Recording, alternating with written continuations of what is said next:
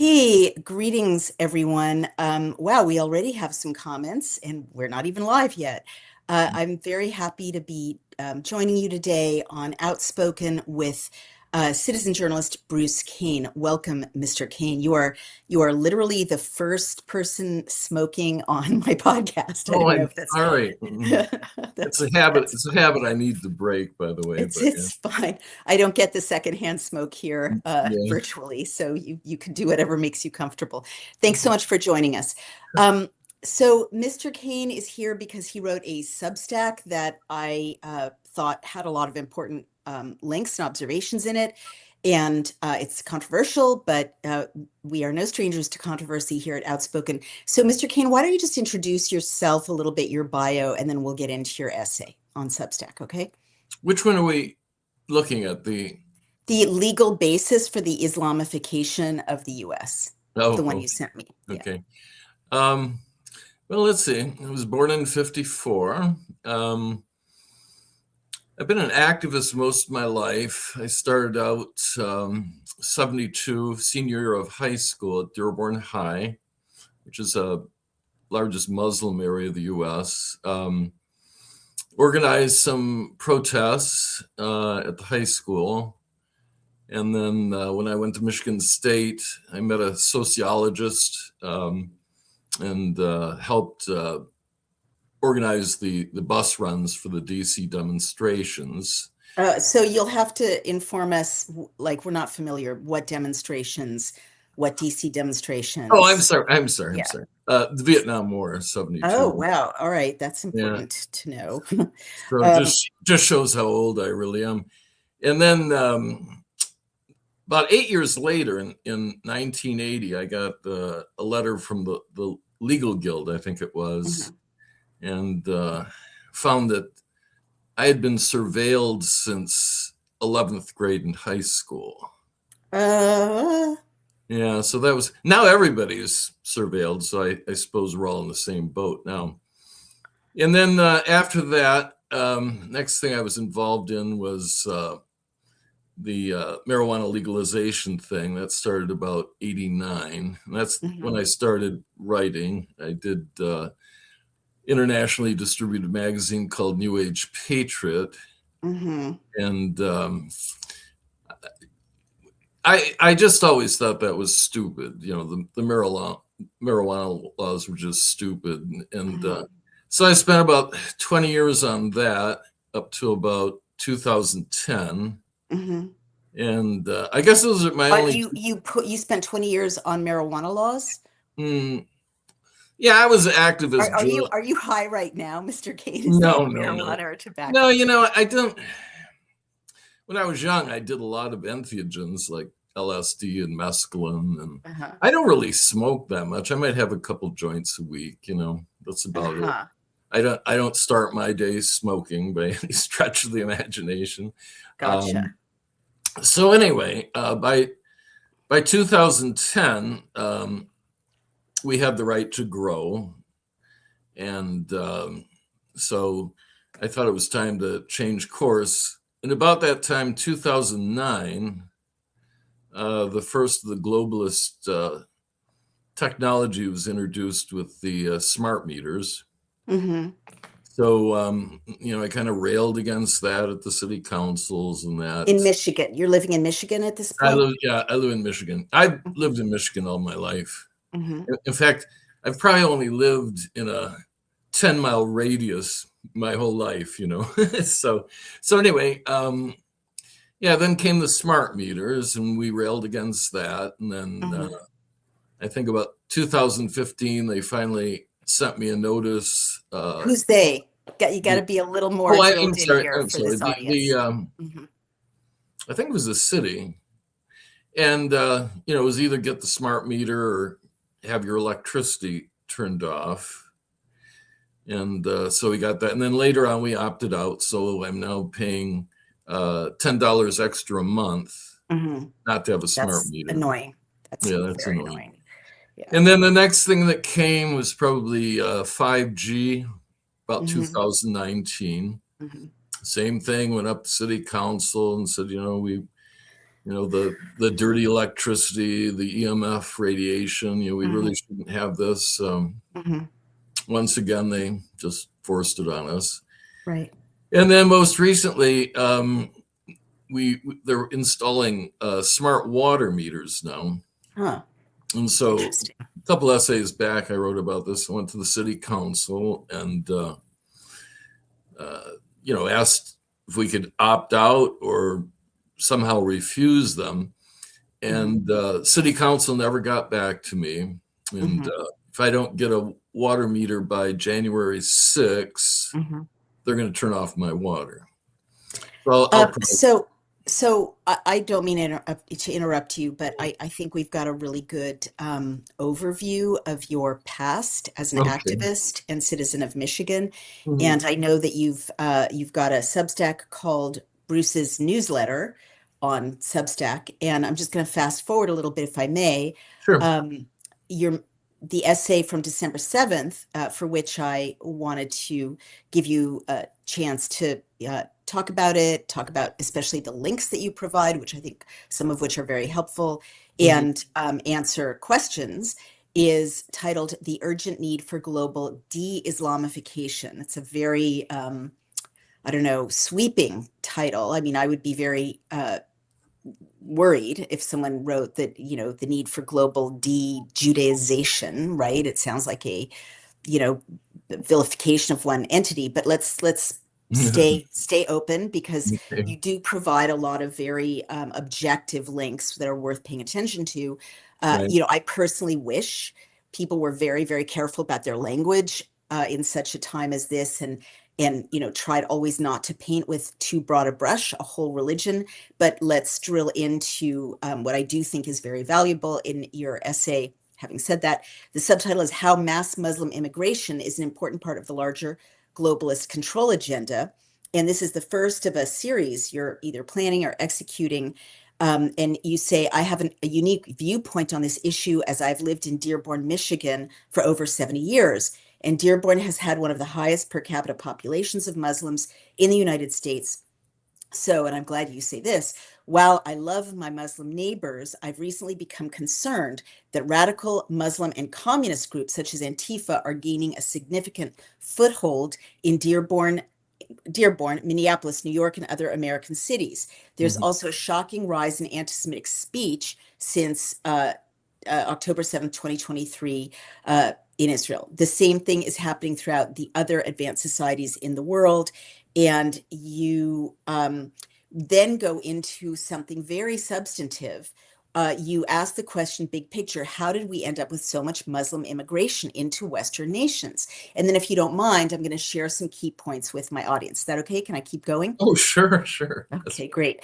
Um, so you note that Muslim immigration, mass Muslim immigration, is an important part of the larger globalist agenda, and I'm very reluctantly reaching the same conclusion. And you note that, like all other globalist agendas, it has been rolled out globally and at the same time. And I think we saw that, of course, with, the COVID pandemic, the Mhm. lockdowns, the vaccine being the only way out, Ukraine, right? All of these talking points are rolled out always at the same time. And I definitely see that, honestly, in the last 6 months, it's almost like a button was pressed to kind of activate these radical Islamist groups that have been streamed by the hundreds of thousands into Western Europe and North America. So you ask the good question, why? And you say it began in 1965 with the Immigration and Nationality Act, which banned national origins quota systems, replacing it with a new system based on family reunification and skilled labor preferences. And this was signed by LBJ. If you don't mind, I'm just going to go through some of the key important points in your essay, and then so people know what they are, and then we can drill down into them. Okay. Um, it ended discrimination based on race or sex or national origin in immigration, which, by the way, discrimination, in favor of or against certain nations, cultures, and religions had been part of the U.S. immigration policy for as long as we've had immigration law until 1965. I just want to say that, like, my dad's family had to wait 7 years after his father immigrated in the 1920s and before the family could join him, because there were tight quotas on how many Eastern European Jews could be allowed into the U.S. to protect, like, the reasoning was very overt, limits on Irish people coming in the 19th century, limits on Germans, limits on Scandinavians, privileging of Scandinavians and Germans and other kind of Anglo, British immigrants over, those dirty Eastern Europeans or those dirty Italians. This is a discourse that has gone back for 150 years in our country. And I'm not saying it's good. Obviously, it eases our consciences more to have no discrimination in favor of certain groups or against certain groups, but it poses problems, as you point out, Bruce Cain, because we're just seeing that some countries are more aligned with U.S. or Western values. Other countries are less aligned with them. And that is just an anthropological fact. It abolished national origins quota systems. It established a new preference system based on family ties. And it increased immigration. So it was signed into law by LBJ in 1965.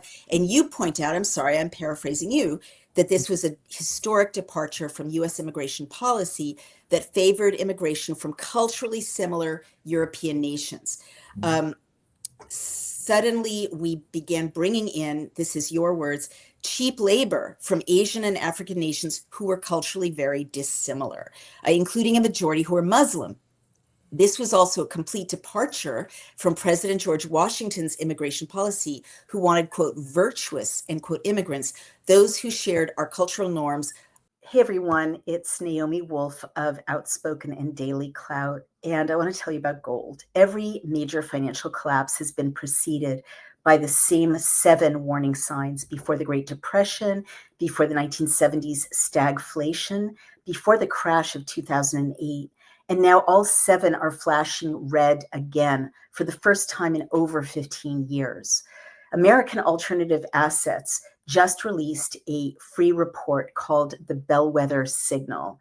It breaks down each of these signals and shows you how to protect your retirement before the next wave hits. In times of uncertainty, gold has always been the ultimate safe haven. It held strong in 2008. It surged during the inflation crisis of the 70s, and it remains one of the few assets not tied to political manipulation or central bank policy. Find out why central banks are buying gold and precious metals in record amounts and how you can too. Call 855-803-GOLD or visit cloutgold.com. That's cloutgold.com to get your free copy of the Bellwether Signal. That's 855-803-GOLD or cloutgold.com. Learn the signs, protect your savings, make your move while you still can. Our Constitution, and we're motivated toward assimilation. As we've seen in the U.S. and throughout the planet, many Muslims have resisted assimilation. I'm going to qualify that by saying radical or extremist Muslims. And to gain a wider understanding, you encourage reading the entire article below, as it outlines the history of U.S. immigration policy from the beginning of our republic. So that's the first point you make in your important overview of the laws that changed, getting us to this point. Do you want to go into more detail about what I just said? Do you want to put it in context? Please respond to the summary I just offered. That's a good summary. Washington, he wanted virtuous people, he wanted people that would embrace the Constitution, our social mores, which I think is a sound way to go.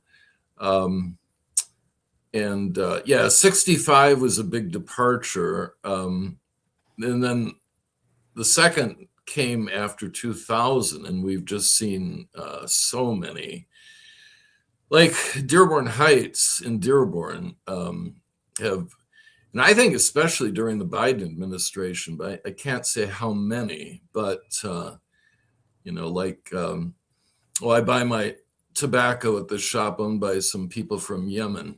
Mm-hmm. And, we had the thing with the mayor in Dearborn a while back when he kind of castigated this priest because Sablani, who is the editor of the Arab News, Mm-hmm. the county decided to put up a sign in the east part of Dearborn. And, the priest just got up and he said, I kind of have a problem with that because Sablani endorses Iran, Hamas, and Oh Hezbollah. my God. Is that really true? Have you Oh, confirmed that? yeah, I got the video. You can watch the video. It's in one of the essays, which is kind of my form of journalism. I like to remember when you're a kid and you read all the footnotes. Mm-hmm. And I just like, I know a lot of people don't like this style of writing, but I always like to put everything out there so people can, do what they want. But anyway, yeah. So the mayor basically told him that he was no longer welcome in Dearborn and he would have a parade if he left. Now, because I've grown up in Dearborn and, I'm interested in so many subjects, but I just completed my complete writings. I just put them on. I've archived everything I write, so I might as well just put it on a thumb drive. Mr. Cain, I got to keep you focused on this. Okay. Well, I'm getting there. Okay. But anyway, so I did that, and then I just did a query, and I've got 840 essays over the last 36 years addressing Islam. Okay. So, I just really need you to stay focused on Dearborn. I'll get there. I'm getting there, okay. But you can't get there. We only have 50 minutes, and we've got so much ground to cover. So I really need you to. Okay. I can direct people to your Substack. They can read it all 846. But now, I need you to focus on what you were saying about the head of the Islamic News in Dearborn and that he was a supporter of Hamas. Go ahead. So anyway, the priest had a problem with that, and I do too, because I've studied Islam and Iran, Hezbollah from Lebanon, Hamas from the Palestinians in the Gaza Strip. I mean, they're all what I just decided to make this bifurcation. I see enlightened Muslims and I see unenlightened Muslims. Well, that's true for every religion, I must say. Well, I think, and I think the difference is there's a large contingency of Muslims, unfortunately, that are unenlightened, and they okay, really... Mr. Cain, I'm sorry, I'm just going to push back. Okay. I don't like giving this platform, which is quite influential and listened to around the world, to any sweeping evidence-free generalizations about any religion, any race, any group of people. So I'm going to push back on that. I'm going to drag you over to the arena for which I hosted you, which is your summary of the laws about immigration. Okay. So there are benighted Christians, there are benighted Jews, there are benighted Hindus, there are benighted, agnostics, Satan worshipers. We're not here to paint a broad brush about any group of people. I need you to talk about what you're seeing in Dearborn, you're as an eyewitness, and then I want to go back to your excellent summary of immigration law. Okay. Well, so I studied Islam. So anyway, what I've noticed over the years, especially since the 10/7/23 massacre in Israel, that, and I've heard this from many other commentators, there's been a very huge rise in anti-Semitism. I can confirm that. That's correct. Yeah, and I was just gobsmacked about 3 days after the massacre that they had a big thing at the Civic Center in Dearborn, and they're going from the river to the sea. Now, when you say they, again, I'm sorry to badger you, but Yeah, people outside in the street, leaders, members. elected officials, who? Yeah, no, members of the Muslim community. They had, mostly imams and political leaders there. The Civic Center holds 1,200 people, so they were packed. And anyway, by the way, as I've said, I think, I don't care if you're Jewish, Christian, atheist, what I think, I've always felt this way. I'm an old perennial hippie. I think the vast majority of people are good people. So there's that. But that day, when I saw that at the Civic Center, I was just, I couldn't believe what I was hearing. We both know what from the river to the sea means. It's basically you want to genocide the Jewish people. And,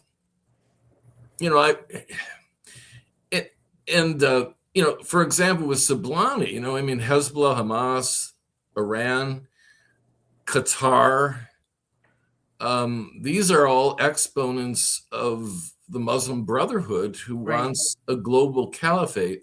And that's why I don't know if I brought it up, but the Holy Land trial in 1991. And that's where I got concerned because, I took computer science at U of M Dearborn, 80 to 85. Even back then, they had chapters, the Muslim Student Association. Who's they? People in Dearborn, the Muslim Brotherhood. The university. The university allowed chapters of the Muslim Student Association. Which university? I'm sorry. When we have to ID everything, so no one knows what you're talking about. Okay.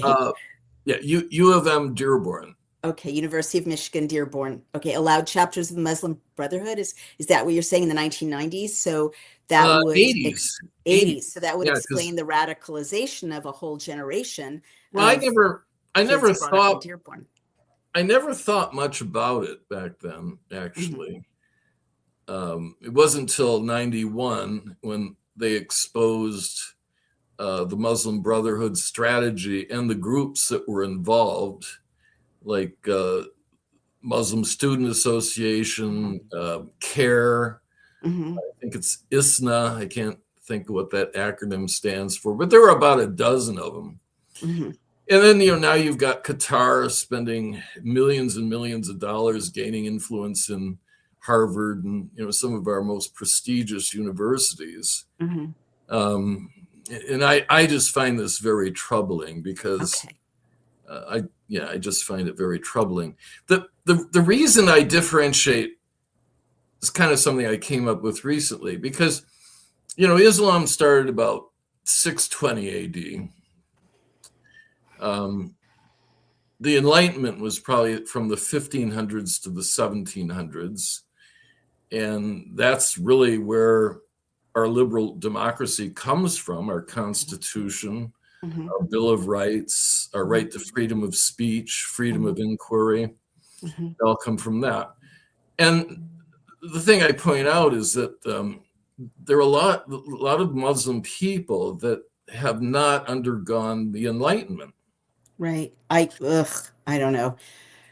I can't agree with you there. I mean, it's easy to take an ancient religion and say, oh, they bypassed the Enlightenment. But if you study the history of 15th century Spain, the golden age of Spain was a Muslim, Christian, and Jewish collaboration, and that preceded the European Enlightenment. And, everything from philosophy to algebra were being polished and advanced by Muslim scholars. The great libraries were, managed in Alexandria by Muslim scholars. I'm not going to agree with you. Great poets.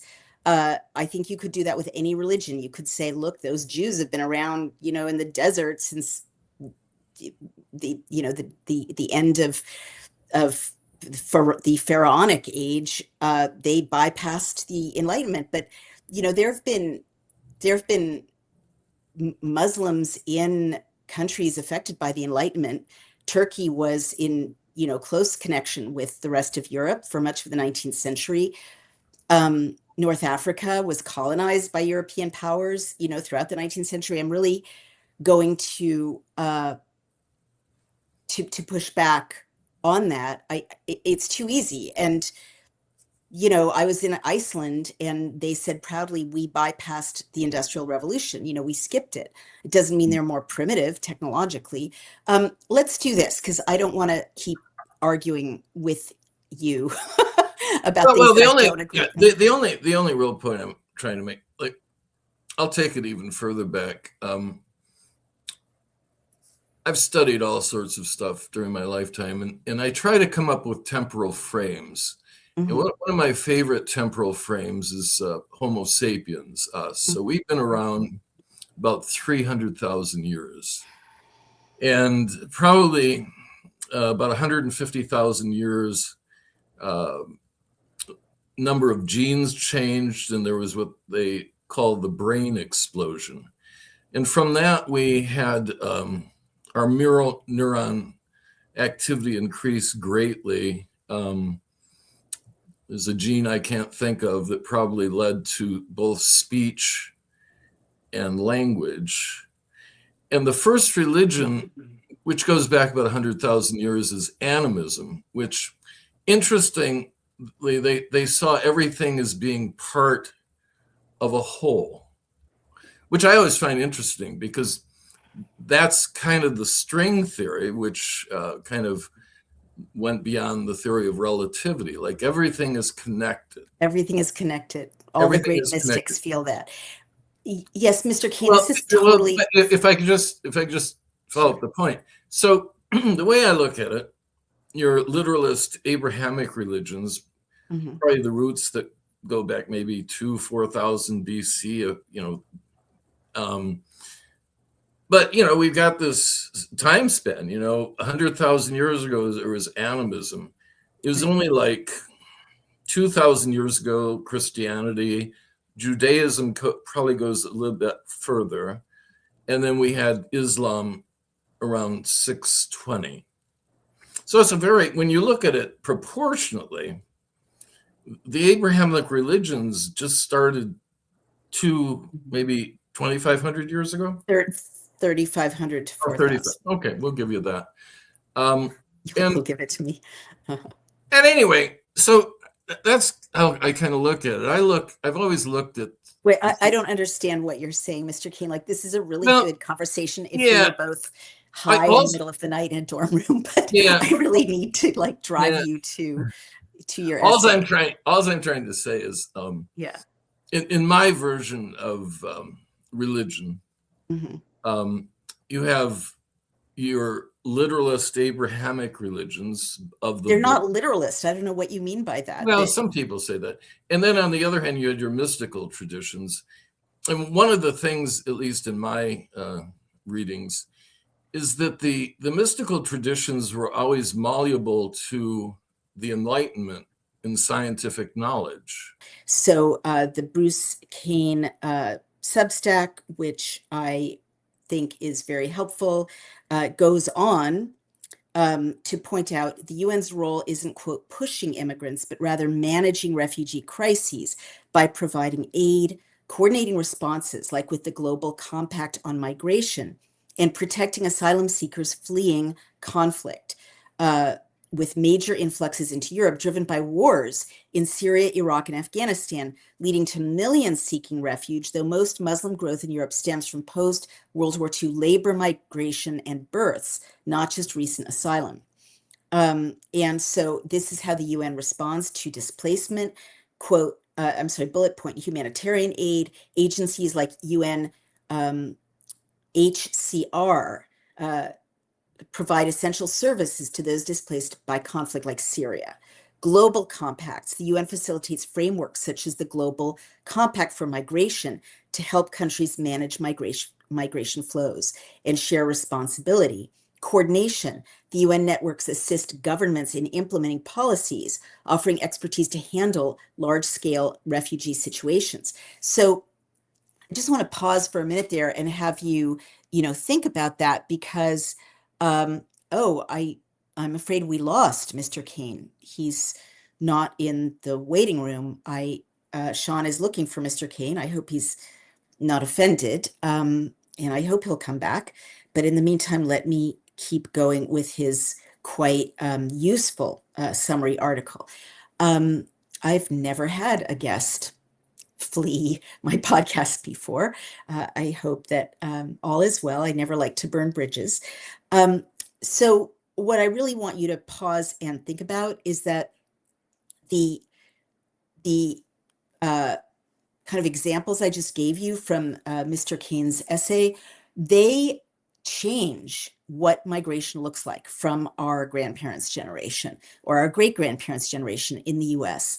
Irish immigrants after the potato famine, German immigrants, Italian immigrants, Eastern European Jewish immigrants, or German immigrants Jewish German, didn't come here assisted in a mass population displacement by international organizations like the UN, the most funded, the most influential, the most senior international organization capable of executing international treaties.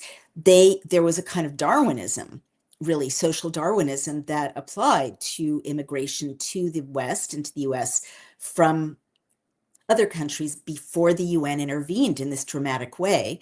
And that was, the most energetic people, the ones who could put together the money to travel, the ones who had relatives who could help them get settled once they were here, like my grandparents or, other villagers. This often happened in Greece. Whole villages would eventually kind of displace themselves with help from villagers from Greece who had previously arrived. All of these kind of homespun ways of managing as individuals affected who came here. And so you had highly motivated people with resources, often social capital,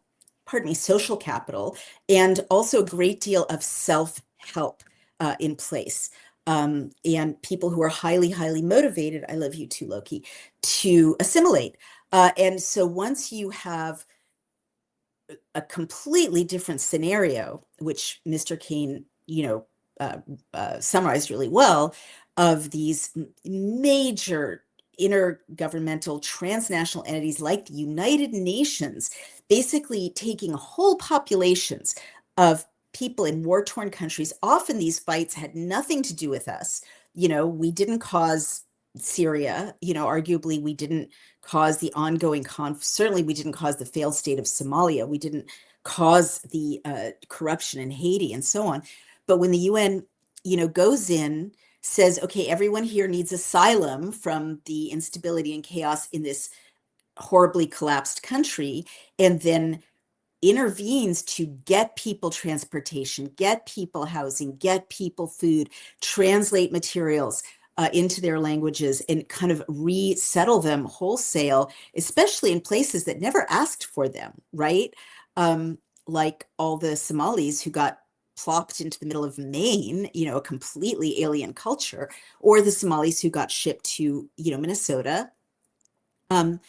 You are going to have a completely different profile of who is there. And now add to it what seems to be a complete displacement of fighting age men into especially Britain in migrant boats, which are being facilitated on both sides by France, by France and by NGOs. Then you have a situation in which you're not getting people who are self-selected as entrepreneurial, who are self-selected as already having relatives there who can help, who will shelter them. You're getting people who are ready and primed and almost instructed that they will be helped to be wards of the state. And that is not good for any kind of integration, because then you're creating, I've never really thought this through before, but it's very profound. The NGOs and the UN are really creating pockets of cultures within cultures, right? In which everyone's material needs are met. So why should they get jobs?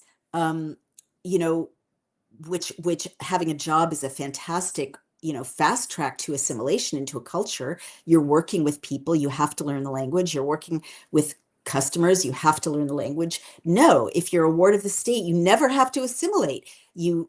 Cash your benefits checks. You never have to, hey, Okay. welcome back. I was afraid you'd stormed out in high dudgeon. Thank Yeah, you so much for coming back. my house power went off, and then when I came back, I got a challenge. Like they didn't want to let me back in. Anyway, coincidence, eh? You never know what Yeah. technological problems we're going to have, Yeah. especially when we talk about highly censored, globalist messaging.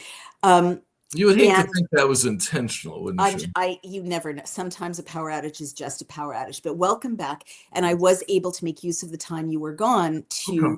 to keep going in your essay and summarize um, hi Roscoe, he's a good friend of ours, summarize this excellent point you made that the UN is now, and other NGOs are really facilitating mass Muslim immigration. And I talked about how in the past, immigration was kind of Darwinian. It was self-selected by entrepreneurial people, educated people, people with skills, people with family, who really wanted to assimilate. But when you've got NGOs basically going in and the UN saying, okay, Syria, we're going to move all your refugee population to Britain, or Iraq, we're going to move your whole population to Dearborn.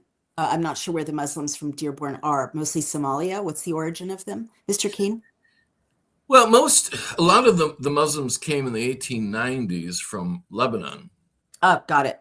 Yeah. Um, yeah. So U.S. immigration, and the U.S. also saw earlier waves, often skilled workers who brought family, differing from Europe's guest worker model, notes the Cato Institute. So these are a number of different programs that are changing the face of immigration and changing the expectations of immigrants, and kind of militating against assimilation. Talk about the UN's role versus, quote, pushing in your essay. What do you mean pushing? Pushing Well, immigrant? I've got your essay called up, and the Okay. bullet points are, and it may be that you were citing another study, which I'm not aware of, but it's on your Substack. The UN's role versus pushing. Quote, the UN is a responder and coordinator, not a pusher. It provides support for refugees fleeing persecution and helps nations manage the resulting movements. Well, that sounds like spin from the UN. Um, Well, and yeah, so this, that was Mhm. actually I always put because I don't know about you, but I find it so convenient to use Google Oh, AI. I see. You do cite Google AI there, and your Yeah. prompt was, what role did the UN have pushing Muslim immigrants into Europe and the US? And so AI is saying they didn't push, Mm. and it's kind of a spinny answer. But then you pick up again, and this is a very interesting, Mm. very, very interesting map that you share. And you say, in any case, Muslim immigration really began to increase after 2000 and reached a historic level during the 2015 European migrant crisis, which Mhm. brought in over 1.3 Muslims into EU nations in a single year. And the flow into Europe continues today. 10 years later, and because of the economic and cultural disintegration of Great Britain, due to this largely Muslim influx and bad globalist policies like the Green Agenda, we're headed toward global civil war. And this is a map. I don't see the citation of the map, but I'll just show people, extraordinary numbers of millions of people moving into Western Europe. And the top countries of origin are Syria, Kosovo, Afghanistan, Albania, Iraq, Eritrea, Serbia, Pakistan, Ukraine, Nigeria, Somalia, Russia, Macedonia, unknown, Gambia, Iran, Bangladesh, stateless person, Bosnia and Herzegovina, and Senegal.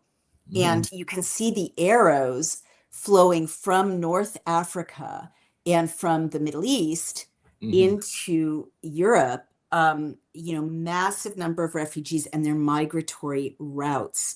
And the dark, thick brown arrows are migrations of 100,000 or more. Is there something you want to say about that section of your essay, Mr. Cain? Well, first of all, I made a very sarcastic remark about Google AI because they seem to have a very globalist sort of They do. spin on things. They You do. know, I can't overemphasize this. I think most Muslims are great people, Hmm. but there are a significant number of Muslims that want a global Islamic caliphate. And I think that, you know, and I know you've probably written about this too, you know, with this confluence of AI and all this other stuff, they're pushing us towards what I call a global slave plantation, what Whitney Webb might call a panopticon. Mm. But I think that is the ultimate goal. They really want total control of everything. And I just think that they've used immigration a way of softening up Western countries. Right. And unfortunately, you know, we're seeing it in Dearborn and Minneapolis and Columbus, Ohio, and now in Maine. Mm. All this Somalia health scam, you know, fraud that's been going on, Hmm. $1 billion in Minnesota. So unfortunately, you know, we've got a small contingent of Muslims that are kind of ruining the apple cart with a couple rotten apples, and I don't Hmm. like it. And I also don't like, you know, like the anti-Semitism. I just never thought that would ever rear its head again. Mm. And now, you know, and then a couple essays back, I wrote about the astroturf unification of radical Muslims and Antifa. Hmm. And Wow. it's all done. I mean, at some point you realize it's all part of a bigger It's plan. part of a bigger plan. Well, let me jump in there, and I'm glad you brought that full circle to the what is being called the Red Green Alliance, which, by the way, has is so true that formal AI and Google sources are now calling it a conspiracy theory. But the union of Antifa, or really Marxist-funded radical left groups, with radical Islam, which as ideologies have nothing in common.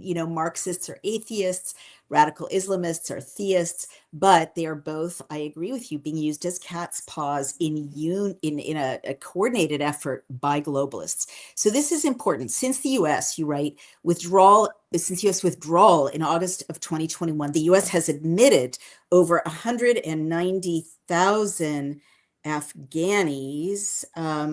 Let me find the place I just lost. To the United States. Here we are, who are predominantly Muslim under various humanitarian and immigration programs. The U.S. government's effort to resettle these individuals was primarily managed through a program called Operation Allies Welcome. So there's 76,000 granted quote unquote humanitarian parole, temporary permission to stay in the U.S. Why are they staying in the U.S. for 2 years? It doesn't make sense. Special immigration visas for Afghans who took risks for the U.S. mission. 68,654 Afghans granted SIVs. And refugee admissions programs also admitted through the U.S. refugee admitted programs. So you point out that it should be no surprise that an Afghani immigrant, Rahmanullah Lakhanwal, was charged with murder and assault in the November 2025 shooting of two West Virginia National Guard members in Washington, D.C.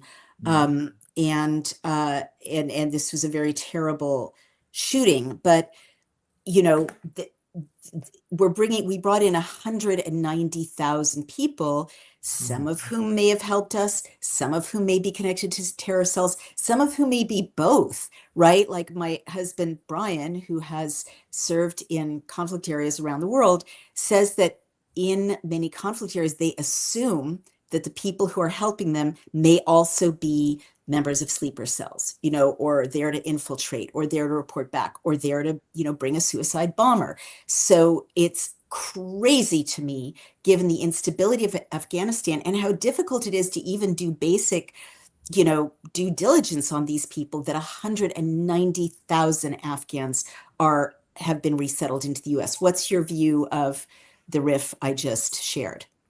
or of this part of your essay. Yeah, I totally agree. It's insane. How do you vet somebody in a third world country to begin with, like in Afghanistan? And then you have the concept of taqiyya within Islam, where, they're not going to tell you what their plans are, Is that a real thing? Is that really confirmed? I studied Islam in college and I read the Holy Quran, and I don't remember that at all.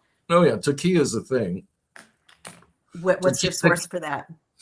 Oh, boy. I mean, you could just look up taqiyya wiki, and it'll give you a good description. But it's kind of like when they're new to an area,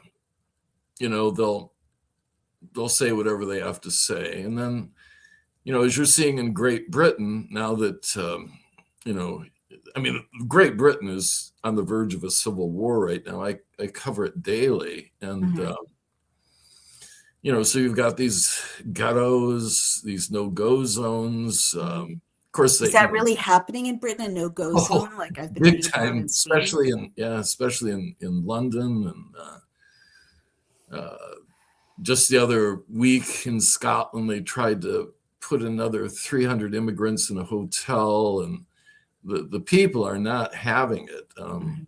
It's getting violent now, in Wales and in my homeland of Scotland and England and Ireland. It's they're massive demonstrations, and Starmer is just trying to, I don't know. Starmer's a globalist, but anyway, I think this is all intentional, and the UN's been pushing this for decades. And the thing that's interesting to me is that none of the Muslim countries had taken any of the refugees. Right. That is really interesting. And then you have the problem with the Palestinians, because I hate to say it, but none of the Muslim countries want the Palestinians, because sadly, no. They become such Jordan a took problem. some. Yeah, Jordan and then took some. Yeah. then you got the UN's UNRWA, who were directly involved in the slaughter on 10/7, and who have been indoctrinating the Palestinians for years to hate the Jewish people. Right. I mean, you begin to see a trend here. You do. You do. And I just want to jump in here with 2 points, if I may. You say that 104,000 people in Britain rose up to resist mass Muslim immigration, and you identified some parts of Britain, Scotland and Wales. I'm going to throw in the Republic of Ireland, formerly part of Britain. It's so ironic to me watching what's happening there, because these poor populations are being shamed by a discourse of white privilege and white supremacy, when these are Scotland, Ireland, and Wales fought so hard for so many centuries for their own sovereignty. They were completely colonized by Britain, by the English, and they have won their own autonomy, such as they have it at great historical cost. Much blood has been shed, especially in Scotland and Ireland, to have a Scotland or to have a Republic of Ireland. So it's heartbreaking to see them being gaslit. And told they are just white supremacists and they should shut up and have their cultures dissolve and their national boundaries dissolve. And the other thing I want to note is Roscoe Rossi, our good friend, says, what about Red, Green, Pink Alliance to represent the gay establishment and women's organizations going along with Red, Green too? I will definitely say bravo and kudos to you for pointing that out. It is crazy as a feminist to see women's groups and gay and lesbian groups cheering on jihadists, because if you look up the laws, women do not have legal rights in most extremist Islamic countries. They do not have legal rights in Qatar, in Saudi Arabia, and all over the Muslim world. I mean, it varies, of course. Some countries are better than others in terms of women's rights. But in some countries like Egypt and, certainly Somalia, 98 to 99% of the girls and women are subjugated to clitoridectomies, like horrific torture. Female genital mutilation, like Ursi Hazi, I think her name is, very intelligent Muslim. Yeah, she's fantastic. And I dismissed her, and she's absolutely right. She warns about that. And then just to your point, Roscoe Rossi, it is crazy. It's suicidal for gay and lesbian groups to be, putting on the keffiyeh and aligning with jihadists. And I'm not saying Israel shouldn't obey international law, and so should Gaza. Of course they should, and not target civilians, obviously, if they can avoid it. But in the legal codes of Gaza, it's a 10-year prison sentence for same-sex intercourse. And in other countries, gay men are executed. Lesbians don't even exist. So, or given horrific prison sentences or tortured, as in Egypt. So, people need to wake up. And when I was thinking about this mass migration of mass importation of Afghani people, notably men and their wives, not single women, obviously, they're not allowed to go anywhere by themselves. Um, what you're importing is, to your initial point, Mr. Cain, an absolutely medieval view of women and girls and women's rights, women with no legal rights, no autonomy, sometimes no right to even show their faces, whole bodies concealed, no right to work, no right to an education. Look at the Taliban, right? This is a deep cultural reality, and it's going to impact American women. It's already impacting Western European women who are being subjected to horrific sex crimes and trafficking and other forms of harassment and violence. I didn't mean to take your time. Why don't you respond to No, but that? Yeah. it's so ironic, isn't it? Gays and lesbians for Gaza. Really? It's like chickens for Colonel Sanders. It's so sad because you're thinking, like, how could a generation have been so indoctrinated to this insanity? I hate to say it, but a lot of the young people have no critical reasoning skills anymore. They just, my philosophy has always been from yogic philosophy, is where I'm kind of centered, although I don't really subscribe to any religion. But there's this phrase called neti neti. What's that? Not this, not that. Hmm. And what it really means is that, you learn a lot, but you never know everything. So you're constantly you're constantly asking questions. So that's what that's about. But yeah, I mean, I was named after Robert Bruce. He was Right. the first king of Scotland. He emancipated himself from the Vatican. He was quite a great guy, and what was the movie? It doesn't matter. But anyway, it's just, to me, I can't believe that so many people today have been so indoctrinated to this, and they can't see through the smoke.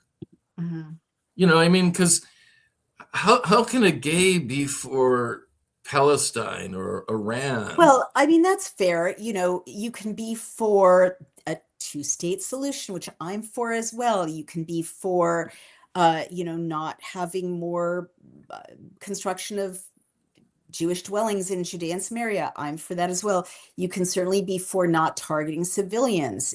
I am for that as well. But it is crazy to be uncritically pro jihadist in any form if you're a woman, if you're a gay or lesbian person, or if you want any kind of legal rights, because I hate to say it, but these societies are incompatible. And if there were more moderate Muslim voices speaking up and saying, we really want assimilation, we want to be part of the American project, the British project, we want to be French, we deplore what happened on Bondi Beach, I would be less cynical. But I'm reaching the conclusion that the UN, and the globalists do have a plan to use the most medieval branches of this faith tradition against the West. Yeah, and I think the ultimate goal is, it's the Hegelian dialect of problem, reaction, solution. Well, there you go. And their end goal, I don't know if you agree, but I know Whitney Webb and who's the lady from Catherine Fitz from Solari, who used to head HUD. They've been writing about this extensively. That, yeah, the goal is digital ID, digital currency, and eventually a cashless society. At which point, as I put it, you become nothing more than a slave on a global plantation. I think Totally. that's the goal. I think this is why all this is being done. And, it's not just the UN, it's the World Economic Forum, it's the World Health Organization. And what's interesting, they all have absolutely the same goals. Yeah, they do. It's true. You're right. It's all an interlocking agenda at the highest levels. And if we're called conspiracy theorists for noting that, so be it. Right now in history, it's conspiracy theorists 100 and readers of legacy media pretty much 0. You give it 5 years and every conspiracy theory comes true. Not that I am credulous and believe everything, but everything you've brought to us today is very well sourced. People can go look at Mr. Cain's Substack, Bruce Cain's newsletter, or Bruce's newsletter. Which is it, Mr. Cain? On Substack? Yeah, if you just Google Bruce Cain, Cain space Substack, you'll come up with it. Okay, great. And I really encourage, unfortunately, we've run out of our time. The time has flown. You've been so patient. But I really encourage people to read this essay about the legal underpinnings of the Islamification of the West and now of the United States. And you and our good friend James Green, always so thoughtful, along with all our other friends, points out creative destruction comes next, not racial ethnic domination. I think that's a comment that's very true and aligned with your point. This is a means to an end. We're not going to get a caliphate in the end. We're not going to get a Marxist utopia.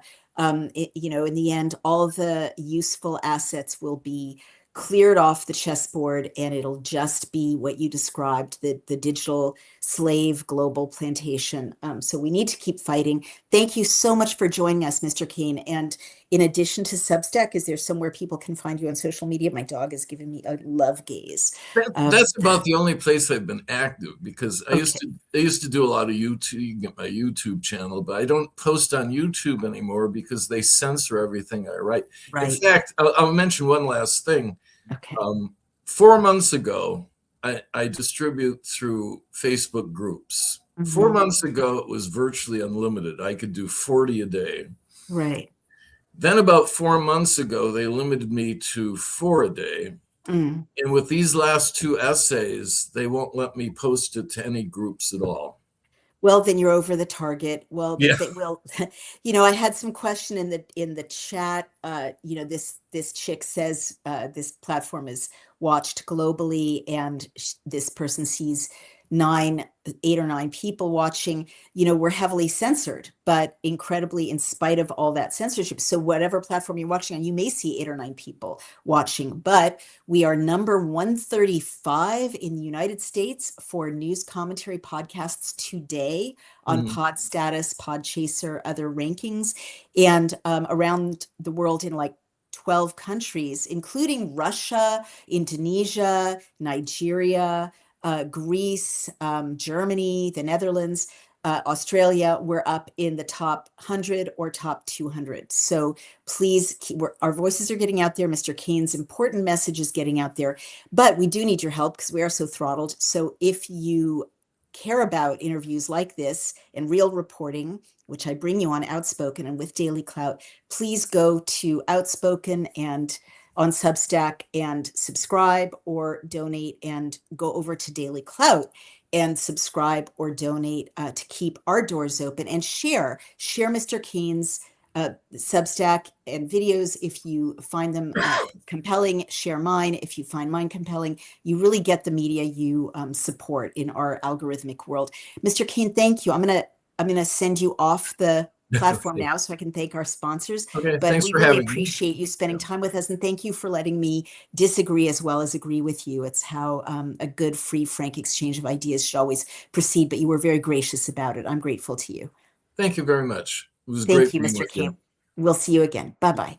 All right, everybody. This is the adorable Loki, the podcast mascot. Isn't he the cutest? Honestly, he's like a stuffed animal. I mean, he is so cute. It's insane. People stop us on the street and say, your dog is so cute. It's crazy. Then he barks at them, which is something else we're working on. But And we'll say, oh, he's a killer, he'll bark, and they think we're joking. And then he goes, "Rah!" But anyway, for right now, as long as he's held in my arms, he's completely happy, or Brian's arms. He likes Brian even more than he likes me. I'm not jealous. It's okay. But I need to thank our sponsors. Without our sponsors, we could not do this work, you guys. And we're also so proud to have them. American Alternative Assets. There are many gold companies out there, heavy precious metal companies. They are really special. So make note, American Alternative Assets. What do three billionaires, four major banks? I'm going to hold him up so you can see the cuteness. Having a little stretch. And a legendary 72-year-old investor all have in common. They're all making the same shocking prediction. Gold is headed for $10,000 or more. You heard it here. Goldman Sachs says that gold will surge 20%. JP Morgan says 25%. And one respected economist now believes the US government could deliberately raise gold's official price to help pay off the national debt. And the world's wealthiest players are already making their moves. Now you can see exactly what they're seeing, but for free.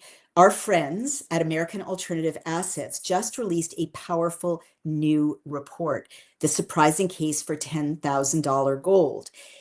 It breaks down the hidden signals, the central bank gold buying spree, and the way that smart Americans are protecting their retirement savings with gold and silver right now. And I just want to add to this that China is buying up gold reserves. China is buying gold. And as Brian and I say every time we thank our sponsor, American Alternative Assets, if we had bought gold 5 years ago when we first started talking about it and first became aware that you could put your IRA or your savings in gold pretty easily, we would have quintupled our investment. If we had put in 1,000, we'd have 5,000 in value. If we put in 5,000, we'd have 25,000 in value, and so on. I don't know another asset, not the stock market, not real estate, even in hot areas, that is appreciating like that. Obviously, everything goes up and down, but Brian and I kick ourselves. We didn't get into precious metals sooner, especially with what Mr. Cain was talking about, what the Solari report talks about, the drive, and every day it's borne out, not a conspiracy theory, the drive toward central bank digital currency where they can switch your money off if they don't like what you're saying. That's one reason I've fled the stock market. Obviously I have to diversify to some extent. My financial advisor is saying keep some stuff in the stock market, but I have fled into real estate and precious metals because I'm scared of being debanked. And I feel much more secure with American Alternative Assets. So what you need to know is that you should call 855-803-GOLD or go to cloutgold.com. You can download the report for free, cloutgold.com. And if you call, mention Daily Clout, mention me.